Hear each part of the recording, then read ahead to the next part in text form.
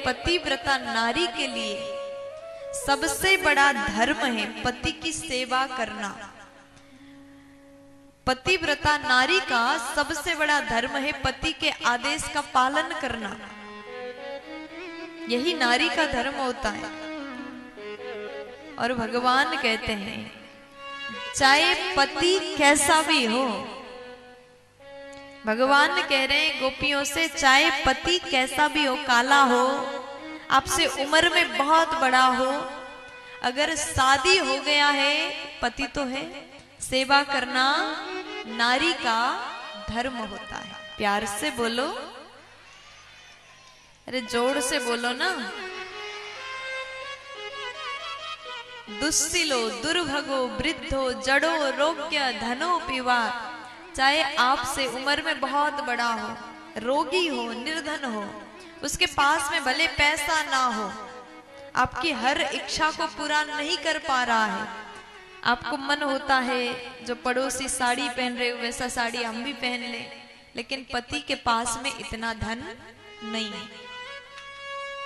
अगर पड़ोसी ने नए सोने का हार पहन लिया तो आपको भी मन हो रहा है कि हमें भी मिल जाए, लेकिन पति के पास पैसा नहीं, आपको सोने का हार, हीरो का हार पहनाने में वो सामर्थ्यवान नहीं है, फिर भी पति है तो उसका सेवा करना आपका धर्म है।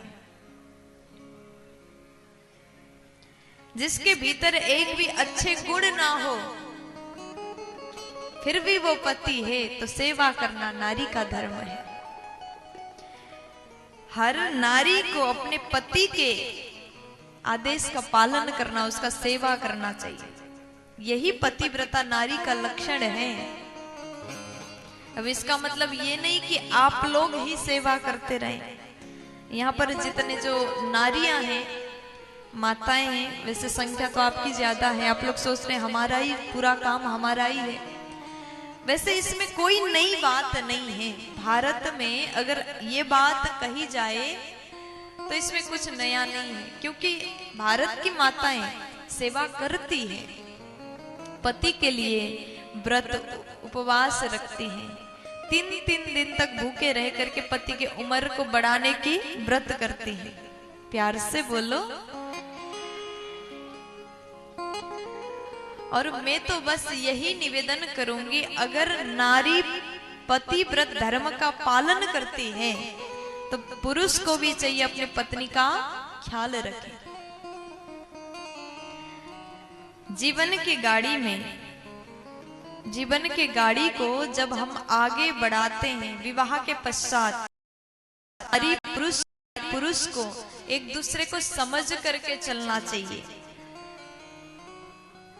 जब नारी पति का सेवा करते हैं तो पति को भी चाहिए पत्नी का ध्यान रखें, वो बीमार तो नहीं, कुछ परेशानी तो नहीं, कोई तकलीफ तो नहीं, हर बात का ध्यान रखना आपका धर्म है।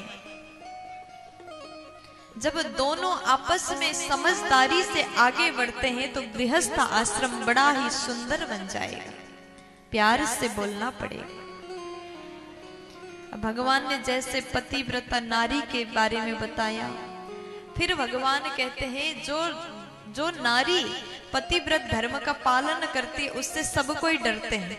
नारी के पास में एक सबसे बड़ा शक्ति होता है, शक्ति वो है पतिव्रत।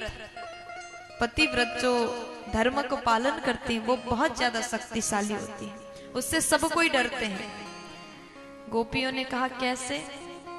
तो भगवान बोले एक पति थे और उसकी एक पत्नी थी। एक बार की बात है,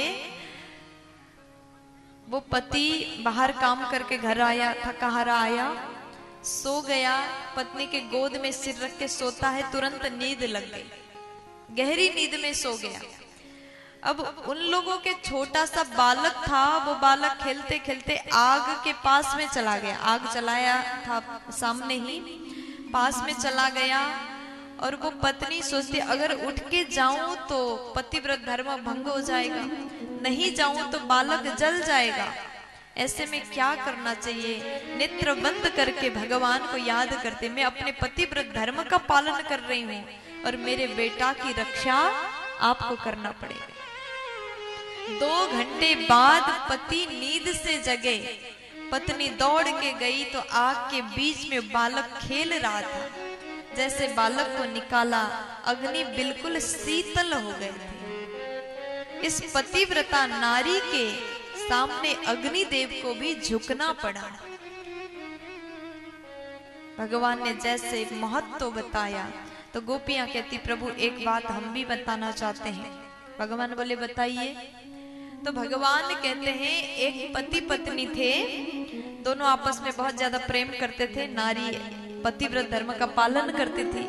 और एक बार उसके पति बाहर जा रहे हैं, घर से थोड़ा दूर जा रहे हैं। अब उस जमाने में फोन भी नहीं होता था, तो हो चाहे विदेश में हो, फोन करके वीडियो कॉल करके बात कर ही लेते हैं।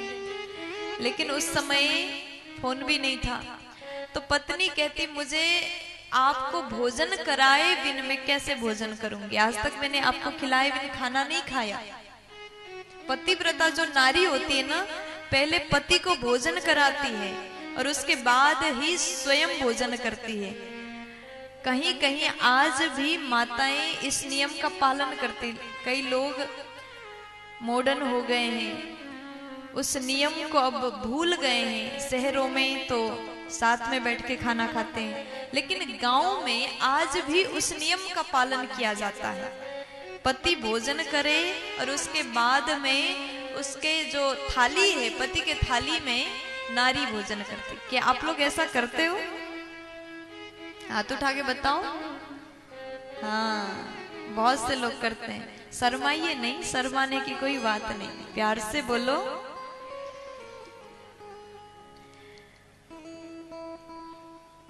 तो पतिव्रता नारी ऐसा करती हैं। लेकिन कुछ लोग साथ में बैठ करके, सिटियों में जाइए, शहरों में जाइए, साथ में बैठ करके भोजन करते हैं। जबकि कहा जाता है पति पत्नी को एक थाली में एक साथ भोजन करना नहीं चाहिए। तो गोपियां कहती है वो पति तो दूर गए हैं। पति ने कहा कि देवी एक काम करो, जब तक मैं ना आऊं तब तक मेरा एक फोटो रख लो, तस्वीर रख लो और इसको भोजन करा करके स्वयं करना। जब तक मैं ना आऊं तब तक यही फोटो ही तुम्हारा पति है, यही तस्वीर को पति मान के सेवा करो। पति बाहर गए, अब 10-15 दिन नहीं आना था। पत्नी भोजन करने से पहले तस्वीर वाले पति को भोजन कराती, उसी की सेवा करती है। इस प्रकार रह रही थी और एक दिन तस्वीर वाले पति का सेवा कर रही थी। इतने में असली पति आए, दरवाजा बजाया। अब ऐसे परिस्थिति में वो नारी सोचती है अगर मैं गेट खोलने जाऊं तो तस्वीर वाली पति का सेवा टूट जाएगा, अगर नहीं जाऊं तो असली पति बाहर खड़े हैं। ऐसे में उस नारी को, उस पत्नी को क्या करना चाहिए? ये सवाल गोपियों ने भगवान से पूछा। तब भगवान कहते हैं देखो गोपी, इसमें सोचने वाली कोई बात नहीं। जब असली पति गेट में खड़े हैं, दरवाजे बजा रहे हैं, तो जाकर के दरवाजा खोल देना चाहिए। उस नारी को तुरंत जाना चाहिए, दरवाजा खोल देना चाहिए। जब असली पति आ गए तो तस्वीर वाले नकली पति का क्या काम? तो गोपियां कहती यही तो बात हम भी आपको समझाना चाह रहे हैं। आप जगत के मालिक हैं, जगत के पति हो। जब आप असली पति हमें मिल गए हैं तो संसार वाले नकली पति का क्या करना? इसीलिए बजाओ बजाओ, प्यार से बोल दो ना। अब गोपियों ने जैसे इतना कह दिया, भगवान खुश हो गए। देखो, जब भी भक्त भगवान के पास जाते हैं तो भगवान परीक्षा लेते हैं। परीक्षा कैसे लेते हैं? आप जब पूर्ण मन से वहां जाते हैं, भगवान के शरण में जाते हैं, तो आपके रास्ते में बहुत ज्यादा संकट भी आ सकते हैं, दुख परेशानी आ सकते हैं, लेकिन आप अन्य दुखों से नहीं डरे। संपूर्ण दुख को झेल करके आप भगवान तक पहुंचे तो सच्चे मन से भगवान आपको स्वीकार करेंगे। लेकिन आज गोपियों के जैसे परीक्षा कन्हैया ने लिया, गोपियां पास हो जाती हैं। भगवान ने खूब समझाया, संसार के माया का प्रलोभन दिखाया, संसार में जाओ, असली पति वही है, पतिव्रत धर्म के बारे में बताया। फिर भी आज गोपियां कहती है ये सब नकली है, ये सब झूठा है। जिसने ये बात को समझ लिया मानो उसने भगवान को प्राप्त कर लिया।